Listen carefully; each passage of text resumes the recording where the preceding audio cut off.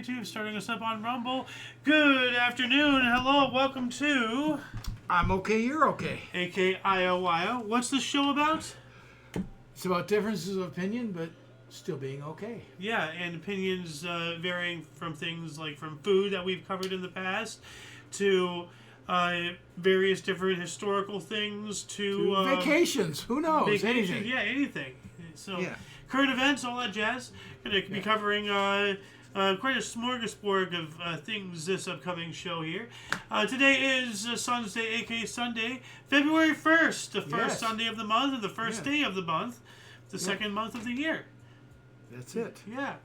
Anyway, what's the first topic we have today? It says Pearl Harbor Conspiracy. Now, we've covered quite a few things in the show, well, the history show over the years. Specifically, let's focus on 2026. You know, like, I've fully started, like, wholeheartedly my dream of doing a history show every single day of the show that I do, and that covers, you know, interesting and important things that I find, you know, interesting and important on that calendar date throughout, you know, the years. And this past month, twice now, we have covered warnings involving Pearl Harbor and Japan's intentions to attack it. Right. And those were both in 1940. Like maybe 1939, but 1940. Actually, no, 1941. So 1939 to 1941, let's say. Okay. Because it was December 7th. Yeah, end of so the year. within the year. Yeah. And there's two occurrences now that have occurred. Within you know, like warning zone. Yeah. And we've seen time and time again, a more notable one on the top of my head is how much the CIA had involving all the people who flew the planes into the towers on 9/11. Mm-hmm. Like, you know, the whole line being, oh, they were on our radar. Well, then do something about it. Yeah. You know? Yeah. Like, they just sit there twiddling their thumbs waiting for something to happen for them to react to rather than like preemptively doing something. But then again, once you get into preemptively doing something, then who says what to ascertain that authority to preemptively go after anybody? Okay, so you know? but when you're warned, or 9/11, when you're on the radar, whatever it is, you never have fine details of exactly what's going to happen. No, but your antennas are up and you're saying what's going on. Yeah. So you think that there would be some measures now, like I know these are two vastly different things, but some measures to be taken to avoid catastrophe. Now, I am a subscriber and kind of lean towards the belief that we set up the pins like a bowling alley in Pearl Harbor. We got rid of the aircraft. We moved the aircraft carriers. They were out at sea. Yeah, somewhere else. Yeah. And we lined up a bunch of ships side by side like bowling pins. Now, I'm not saying that like we covertly work with Japan, being like, oh, hey, here, bomb here, you know, but we basically opened up and laid out the red carpet for them. But you could say the same thing about the fighter planes. They were all lined up and they just nailed all of those. I mean, they did more than just sink ships out there. We were just stupid on so many levels of how to park things.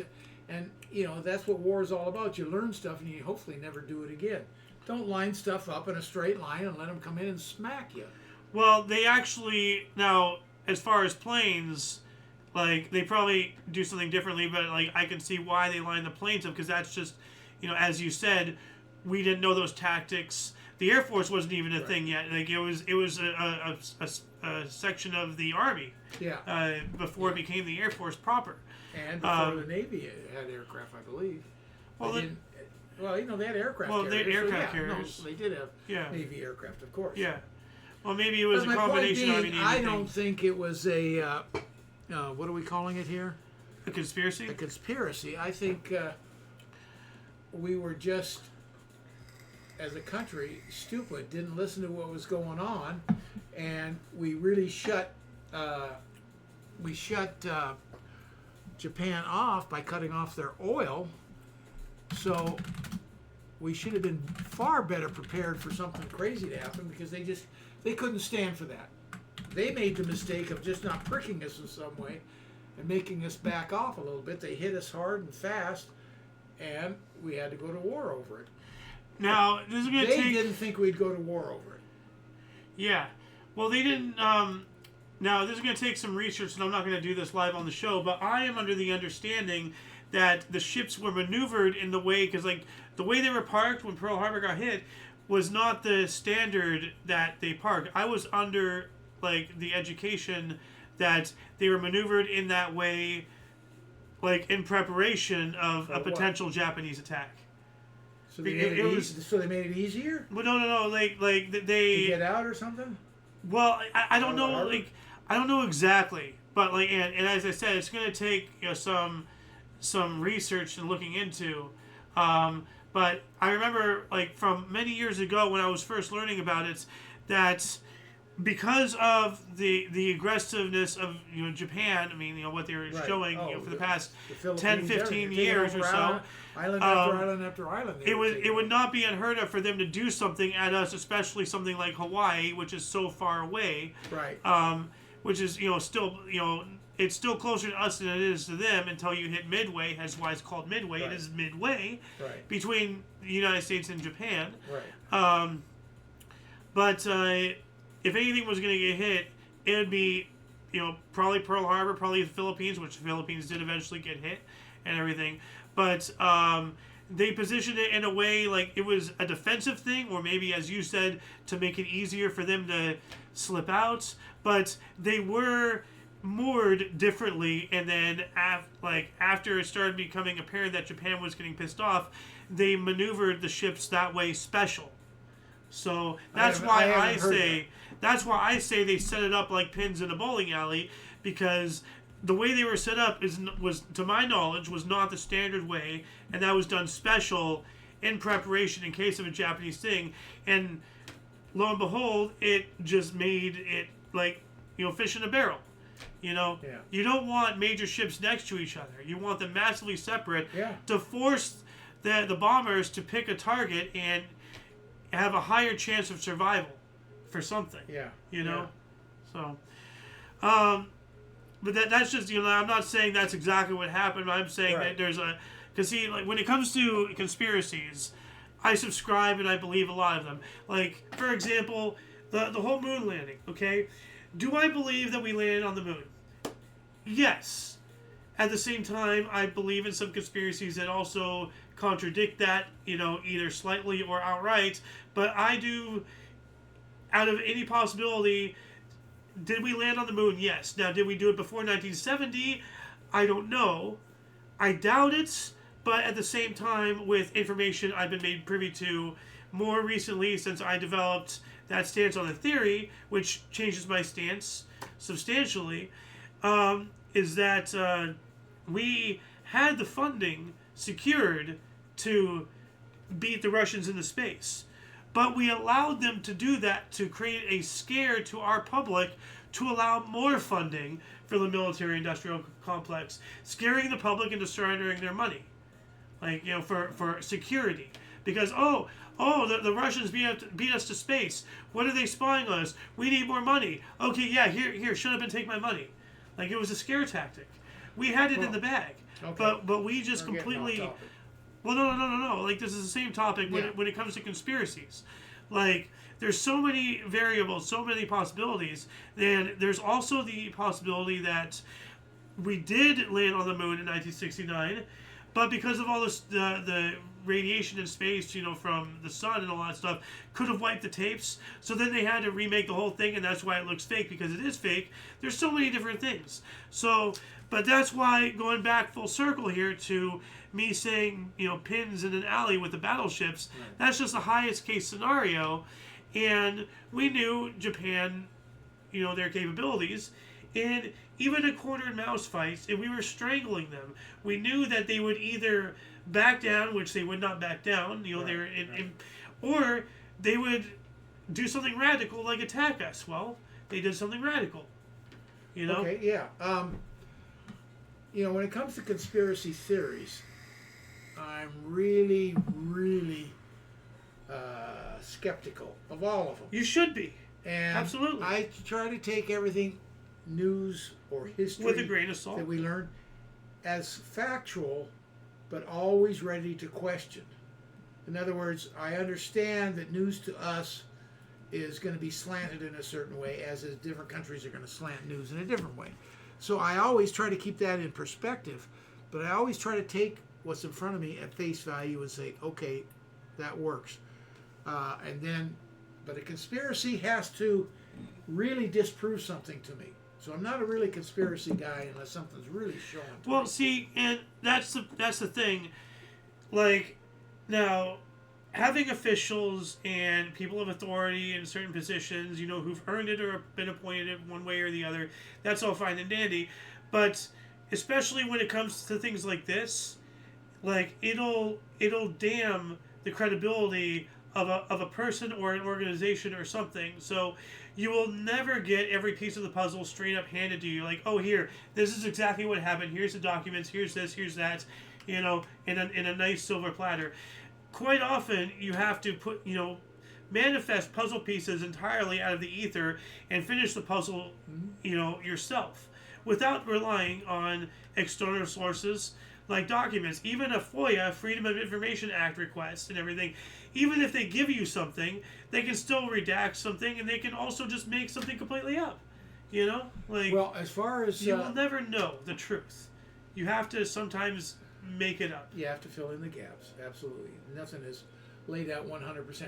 Now, as far as Pearl Harbor goes, my thinking is we were way too naive, because as much as we contributed in World War I and helped that a great deal, our real military power came during World War II, where we really stepped up, where we really had the capabilities to build war machines and everything like that. Oh, our industrial capacity was immense. I think we were, Our industrial capacity was that's immense. what won the war. There was no way Yes. Japan was ever going to beat that. It was impossible. Yes. We could make 100 ships to their one. Yeah. Whatever the ratio would be. My point being, so this was pre-World War II for us. I think we were a bit naive, and I had a hard time conceiving that they could get a aircraft carrier there to bomb us like that in Pearl Harbor. I think we were way too naive. Yeah. And not only that, they had, as I recall, 1 or 2 submarines there. Yeah, smaller subs. Yeah. Now, how the heck did they get there? I have no idea. But Well, they were but launched there from you the go. carriers. Like, they didn't launch from Japan and Oh, okay. sail the entire way. No, but they That were. makes more sense. Yeah. Yeah, they were launched from the carriers as a smaller thing. Yeah. So But they had torpedoes. yes. Yeah. So I think we were just way too naive that they could hit us like that, all the way out there in Pearl Harbor. Just too far for them. But I just think we were too lackadaisical. Maybe I'm wet. Maybe that's too simplistic. I don't know. Well, that. So I can't see a conspiracy. We were sure aware of what we did to them. We didn't like what they were doing, going to war on all those islands and conquering them. Yeah. And that was to stick a needle in their eye, so to speak. Yeah. Say, okay, see how you like this. If you're going to behave badly, this is what we're going to do to you. Well, Yeah. we figured out real quick what behaved badly really means. Yeah.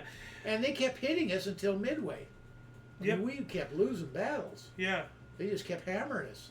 They were far more prepared for war than we were, obviously. Well, they had already been at war for 10, Yeah, 15 years yeah, with exactly. other, conquered entire countries by then. And into China and everything else. Korea, Yeah. all the way down into Vietnam, Cambodia, Laos, what was the I don't know all that. They come from Thailand? They controlled Thailand, and actually, I think that's when they, at some point, maybe before, they changed it from Siam to Thailand. Yeah, that's right. That's right. So, Anyways, I don't see a conspiracy. I just think we got naively hit. but see, here's the thing. This is why. What was that line in the movie? I'm afraid we woke up a sleeping giant. I think that's exactly what they did. That is okay. So that is it's believed to be a quote because it's. I'm just saying to believed. be really accurate. Yes. Well, Whoops. no. Because that's exactly what they did, whether they thought that or not. Well, I'm trying to explain something here. Okay. The whole "we awoken a sleeping giant" thing potentially is artificial. Okay. It was probably created by Hollywood because the only, to my knowledge, the only credit it is given to something actual from real life was it was something written in the journal, not said, but written in the journal of Yamamoto or whatever. However, some people say that it is not in the journal of Yamamoto. So I haven't done the research myself, but there is a likelihood that Hollywood straight up made that up Could have. Very easily. to like enforce that point, and then now you're using that as a actual quote No, I'm from just saying. somebody. No, I if it am wasn't just for saying. Hollywood, that wouldn't have been a saying. The quote, whether real or not, is what I'm saying. It's factual, yes. That's exactly what they did. Yes, they did wake the sleeping dragon, so Yeah. to speak. But I want to read. But oh no, they said dragon. Dragon? Yes. Huh. Or the giant, whatever. But anyway, no, like, see, here's the thing. This is why I always say you got to take a step back and look at the macro. Because nobody likes a first swinger. But everybody supports a victim. Mm-hmm. Now, you look at World War II, you know, we're talking about Pearl Harbor and all that stuff. That's what got us into that. Well, look at before that, okay? World War I. What got us into that? The sinking of the Lusitania. Well, why did the Germans sink the Lusitania? It was a British ship, okay, but it was carrying U.S. passengers, and it was also carrying illegal things to support the war. We, United States of America, were a neutral country, Right. but we were supplying one side of the war. Yeah. Now, we cannot do that and say we're a neutral country. Exactly. Now, we're sitting there, we're caught with our pants down. So in turn, we declare war, and then we make ourselves look like the victim when we're actually the aggressor. See, like, you go before that, Spanish-American War. Now, I don't know the exact semantics, but it's very similar to the Gulf of Tonkin thing. It had something to do with one of our ships in the Spanish port in Cuba or something got hit or whatever. We blamed Spain. Spain blamed us. We got into a war. We kicked Spain's ass, and then we acquired Cuba, and then eventually Cuba became independent or whatever, but we held on to the area of Guantanamo Bay to where it's still U.S. territory to this day. Yeah. And I think that's when we also got Puerto Rico and all that stuff, yada yada. And Puerto Rico is still a principality, not a state, but like they're still owned by the United States. Well, now, I gotta disagree. Okay, go ahead. Every time we've gotten into a war, it was because we were victimized, or so we displayed. Now, going back after World War II, Korea. Okay, I don't know exactly how we got into Korea and all that stuff, but Vietnam, we got into it because of the what was it? Not the Tet Offensive or the Bay of Pigs. No, the Bay of Pigs was. I understand. Cuba. Yes. No. What was the? I've forgotten why exactly we end up there. Well, no, because it was that one bay.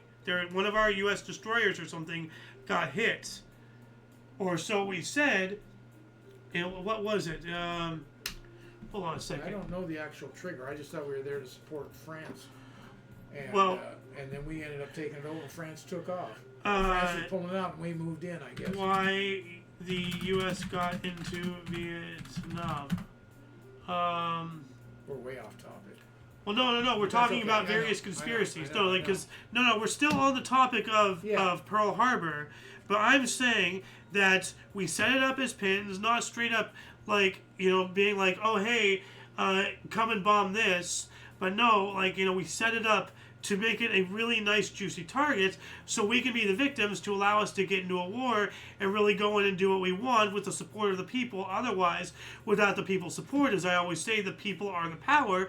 You got to get the people to support war, and the only way to do that is to make them be the victims. See, I disagree with that because Tonkin, Gulf of Tonkin. Okay, yeah. I disagree with that because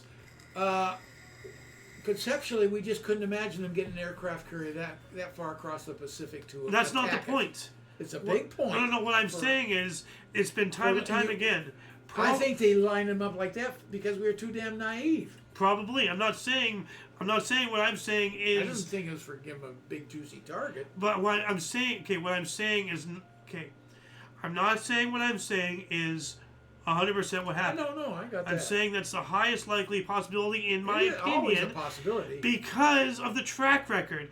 You look at Pearl Harbor happened. Well, as I said, you look before that, there was World War I, the sinking of Lusitania. Even though we were doing stuff in the wrong, we claimed victimization, and we got the people to support, because up until then, nobody wanted to enter the war, but the government did. Then, we got the Lusitania sunk to get the support of the people to join the World War I.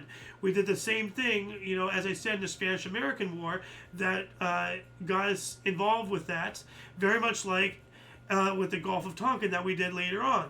Then, more recently, 9/11. Okay? And then after 9/11, instead of going after bin Laden, we went into Iraq. What the hell did Saddam Hussein have to do with the Twin Towers and Al-Qaeda? Absolutely nothing. Yeah. But it was a way to get the public support. We got the troops over there, and then now that they're there, they do what they want. The actual reason why they're there. Not because of bin Laden. He was a scapegoat. We eventually did get him. Well, wait a second. We went into Iraq because what's this small country down on the tip there that's full of oil? And he went in there and he attacked the... That was the first time. Yeah. I'm talking about the second time. Oh, okay. In 2003, we invaded Iraq as a result of Al-Qaeda, which had nothing to do with Iraq. It makes no sense. So time and time again, our government plays us people like a fiddle and gets our support to go do war. And that's what Pearl Harbor is. Well, that's the difference between our type of government and a dictatorship or a communist regime or whatever. They get our support by manipulating us. The government has to sell the people. Yes. Get them on board. And I find Once the people are on board, we're off and running. I find that just as bad, if not worse, than a dictatorship, because could be. At least a dictatorship has the balls to broadcast what it is. Well, they don't have the balls because no one can do anything about it. Well, no, but we should be above all of that, and we should tell them exactly what we're doing, but we don't. But we're not. Anyway, let's move on. Yeah. Here, what else we got? Venezuela. Well, speaking of acts of war and all that stuff, why don't you bring us into this? I heard a question on some talk show, news show. I don't know what it was. I think it was one of the senators talking and challenging. If someone came in and abducted our president and took him and put him on trial in their country, would we consider that an act of war? Of course we would. No question. We would annihilate that country. Now, that's not the question. If our president refused to step down when his term was over and the next legal president was not allowed to take over, then you have a whole different scenario. Then if X country comes in and says, no, you guys aren't following the Constitution. We're going to honor the United States, which means we honor the Constitution. We're going to help you guys out and remove this illegal president for you. Yes. Because you don't have the power to do it yourself. Okay, now, is that an act of war? No. Okay, well, there you go. Because the people do not view it. That's a better comparison. Because, see, once again, the people are the power. The people, the power, do not view the guy getting taken as their rightful leader. Ergo, he's not a leader, so it's not an act of war. He's a despot. So it was not an act of war from us to to what we did to Venezuela. The people should do I'm sure they did a lot. I'm not going to knock them, but the people are the power. Well, I would say I was basically against their invasion and taking him initially. I'd say, I don't care for that. Do I realize what they're doing? Yes. So I'm iffy, but overall, if you had to tell me, I was probably against it. Now, let me finish. Now, then I see on the news days later or whatever, the people of Venezuela are out the streets cheer. Okay, they know what they want. They know what's needed. Now I'm on board with it 100%. Exactly. The people wanted it to happen. Exactly. Yes. Now, it's still questionable if that's whether the people want it or not. Do we still have the right to go in there? And that's always. Now, here's the thing. This is where. At least I feel good about it. This is where I will stand. That's as far as I want to go. Okay, what we've done is as far as I want to go. Yeah. As far as what the next government is going to be and all that stuff, leave it to the people. We took out the leader. And that's the end of our involvement. Dust our hands. We are done. No. Yes. No. Dad, leave the people to their own devices. It's not our land. It's not our problem. Absolutely. The whole reason why we did all that is because of all the drug stuff. We got them. Problem solved. Leave it alone. Problem not solved. Problem is solved. That's the problem. We created something. You broke the window. Now you got to fix it. You can't just walk away with a broken window. It's the middle of winter. Well, you can't fix a window by breaking other windows. And here's what we're... Every time we stay in, we just cause more problems. Just stop. We have the vice president or whatever she is there, the next in command, has now taken over his position temporarily. And we are requiring them, without a timeline yet, we're overseeing what they're doing. It's not our jurisdiction. Okay, I understand, but we broke the window. Doesn't matter. So we got to fix it. So we are saying now the people want elections. So I don't think they have a timeline yet, but they want to have new elections, people to get in there. We're going to make sure who's ever elected gets in, follows their constitution. If we're going to be an assistant for checks and balances, as long as we don't have authority over anything, but we can be an advisory, then I agree. As long as we're advisory. Well, we're kind of demanding what they need to do. It's not our business to demand. Yes, that we're demanding them to recognize their constitution, have an election, and that person becomes the president or whatever they're called. Well, they already had the election, and Maduro wouldn't step down. That's the problem. Now we're saying have an election again. What happened to the other guy? Oh, he's still around, but for whatever reason, we don't say, okay, this guy was elected, get in there. I don't know. I don't know why they didn't bring that guy back, or girl, whatever, lady, whatever she is. Okay. He or she, I'm not sure. But for whatever reason, they want to start fresh, get a new thing going. Okay. Maybe the transition. Well, then have the people do it. The people will do it. Yeah. We are on the sidelines. We're not going to let providing advice, but we do not have any authority. We should not. We got Dictator A, Maduro out there now. Yes. The one that comes in behind him, Dictator B, whatever that name is, I don't know. We don't want them to start doing the same damn thing. Well, we want them to have elections, so we're overseeing. Yeah, that's what I'm saying. We're overseeing, but we're not their dictator. It's not under new management. You're not our property. No. So we should not treat them as such. We just want them to follow their constitution. Well, this has been a massive point, I believe. Will Trump do all this? Because the past couple of times we've tried this with Iraq, with Afghanistan, with Iran, with all these other places. Trump didn't do anything like that. Not him, but I said we, as in the United States of America. You just said Trump, but that's okay. Okay. Let me fully explain. This has been a massive point of talk involving will Trump do this, as in a continuation of what we have done over the past 20, 30 years. As in, will Trump put in there a puppet government or some kind of something that we're overseeing, very much akin to what we did in Iraq, in Afghanistan, in what we tried to do in Vietnam, all the various other things. Everything that we've tried the past 20, 30 some odd years has failed. Okay? Let me answer. If we keep trying that with Venezuela, we're just going to have an Iraq now in the Americas. Let me answer that. What they want them to do is set up and have it. But what in reality has been done since we took Dictator A, they have put Dictator B in there. Yes. We haven't said, no, you're out too, we need this and that. No, they've allowed them to run their country, but we're going to make sure they have elections. Yes. And this time, honor the results. And then we're gone. We'll see. I hope, but we'll see. Only see. history will tell. Yeah. Okay, what else we got? Gender language, anti-woke. I was having a conversation the other day about, and you just brought up the topic. I had a hard time conceiving what you're talking about here, but yeah, go ahead. Yeah, I had a conversation a couple days ago with somebody. They were talking about how some languages like Spanish and French are gendered, and that reminded me several years ago there was a movement. It was quickly crushed because it was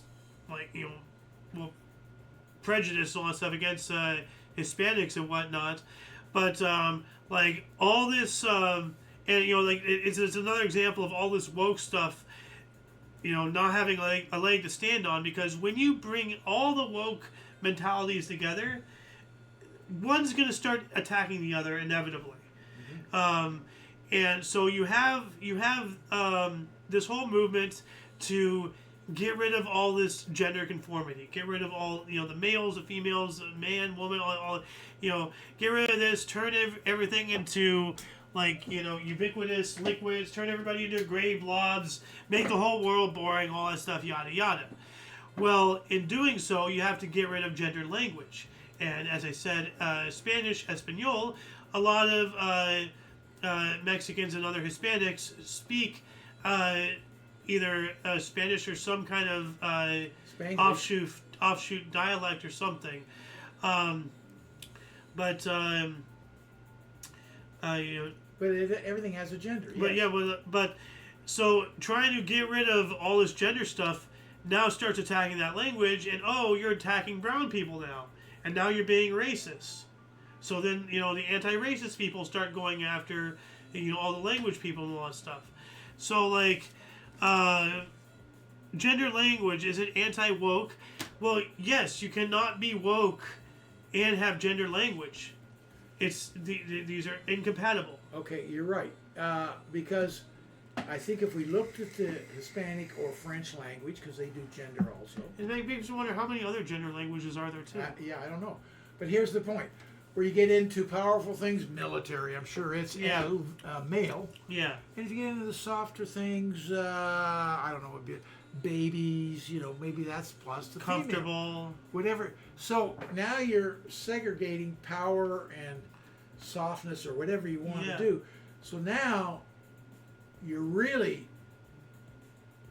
driving the woke people up a wall. If they really evaluate what male and female does it's in not the just language, male and female, it's the insinuation. Hard man, soft woman. Yeah, it's the insinuation of equating certain things to certain genders as well. So it has an even deeper level. I didn't even think about that. Yeah. Beyond that. So it is incredibly anti-woke. Yeah. So hasn't driven them crazy yet, because God forbid the wokes want the brown people against them. Yeah. That's their bread and butter. Well, I mean, as I said, for a short time, there was a movement. I remember seeing something that flared up for a bit, but it lost a lot of traction for obvious reasons. Yeah. Because as soon as you go after that, now you're perceptively going after brown people. Yeah. And you can't have that. But then brown people language. Anyways. Yeah. Even though that language comes from white people, Spanish, Spain, that's a European, it's a white European nation. Even though I view them as second or third world, because they still do horrible things to bulls, but that's beside the point. So. Okay, well, anyways, that's kind of an interesting concept. Yeah. Wokeism and gender language. Yeah. Kind of something unusual. Mm-hmm. Now, what's our last topic here? U.S. corruption, is it turnable? Yeah. Is the U.S. corrupt to the point where we can or can't retrieve it? I hope I'm wrong. I really do. But I believe it's far beyond any possible, because anything anybody can do will be quickly, overdone after they get assassinated. Well, I mean, let me just give my point, then we'll debate. I am the opposite of that. I think our Constitution is so powerful that this is not easily, but well within the realm of fixable. Well within the realm. Well, if you believe magic words on special paper mean anything, ask Hitler about the Treaty of Versailles and how it limited their military and everything. It doesn't mean anything. I mean, I admire your optimism, and I honestly am envious. I really am. But the world does not operate on a wish and a good hope. Well, I'm that's sorry. That's not what the Constitution is. The Constitution is what it is. And what it is what the people live and breathe. They believe it, they live it, and they own it. That's why it's living. And it will change, and it's adaptable to change. But it is what's in our minds. It's not what's on paper. It's what's in this country's mind. Yes, however, you start getting into little semantics like something that happened to me. Because I'm on the cannabis list, because I got on it many years ago when it was medicinal only. I mean, now it's recreational, but I don't do it recreationally. I do it medicinally for, depression and various other things and whatnot. But because I'm on that list, and I'm not sure, because you told me that Trump is taking, or he either is taking or has taken cannabis off Schedule 1, but until it has or is, my Second Amendment rights, my right to bear arms in the state of California is infringed upon because I am on that cannabis list. They utilize that because on a Schedule 1, I'm no longer allowed to own a firearm in the state of California. So that's how it eats itself. Like nothing's infallible, and the creations of humanity are only as good or as bad as those who wield it. And even Joseph Stalin, as I said before, himself stated that it is not the vote that matters, but he who counts the vote that does. So, the paper, it does not create a magic aura that forces the world to be within its parameters. It only does what it does if the people follow the words on the paper. And I do not believe anybody in any level of our government, all the way down to local administrators, follows anything. Because remember, many years ago, various politicians, they go out and they buy allies in the smaller areas and all that stuff. Well, as in people to be on their side when they do their various campaigns or whatever. I don't know exactly how the whole political hierarchy works, but you have the president, you have this, you have that, then you have the states, then you have the counties, and you have the cities, and you have the provinces, towns, whatever, and it goes, it's a giant pyramid. Yeah. And they're all corrupt. No, I don't. Anyone who tries to do anything is quickly dealt with, quite often violently, and in any change they made is quickly overdone.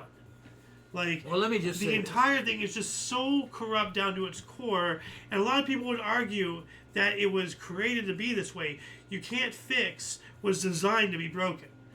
Maybe it is, maybe it isn't. But whatever the case, I don't believe within the system that we have now, it's fixable. Okay. I don't believe so. Let me just say this: I don't say it's going to be easily fixable. I was kind of indicating that when I first started to overstate it. It's going to be very difficult, and I grant you that there are people here that hate this system and want to bring it down at all. They'll do whatever it takes, and they're very good at it. They're very good at indoctrinating people, whether it's different universities or different organizations. They're really, really good at it. But I really think it stands a solid chance of being fixed, and that's what the government's taking on now, step by step, whether it's Doge, which they've kind of abandoned that, if I'm not mistaken, which is a real shame. And Doge being the Department of Government Efficiency, not to be confused with Dogecoin, the cryptocurrency. Right. But I remember some very elite billionaires in I think it was the tech industry, whatever, it doesn't matter, admiring China for their system. Yeah. Because it's very efficient. The people for the elites. Yeah, of course, and for what they want to get done. Because the people don't get in the way. They're controlled. Yep. Our system is messy. I will grant that. I will take messy every time. But we've got to fix it. We can't let the weakness of it, which is our strength of letting people be... our greatest strength is our greatest weakness. Yes. Our openness and our desire to intermingle. Because you're allowed to be who you are. Be against the system we have. You're totally allowed to do that. And see, we've had this conversation before. That's all well and good, goody two shoes. But if the shoe was on the other foot, that boot would be on your neck. Yeah, That's why we have to clean it up, because you can go do it, but I'm not going to let you bring a gun to it and put it to my head. Yeah. Then you've gone too far, and we're going to get a lot of guns out and shoot you down. Yeah. So that's the difference. Yep. Anyways, I think it's been a great conversation. Yeah, very good. Yeah. Of course, I'm right on all things, but that's something for another time. You're so full of shit. Whoa! On the Wow. air, you made that official. Yes, absolutely. Stamp it, sign it, deliver it, guaranteed. Anyways, I enjoy our conversations. I do too. This is nice. Anyways, I'd like to hear comments from anybody out there that wants to. Yeah, to we chime have in. no comments on Rumble. Do we have anything here on YouTube? Nothing here. So, but maybe later we'll get some comments and all that stuff. Anyway, that'll conclude the show for this time. Stick around. We're going to go live again here in another hour and 19 minutes for the history show. So for all of you and all of us, I'm Xander. Golden Loon. And UVRU. Until you catch us next time, whenever it is, wherever it is. Don't forget to look right and left at every intersection, rate 5 thumbs, and subscribe. And as always, I'm okay. You're okay. Yeah. All right.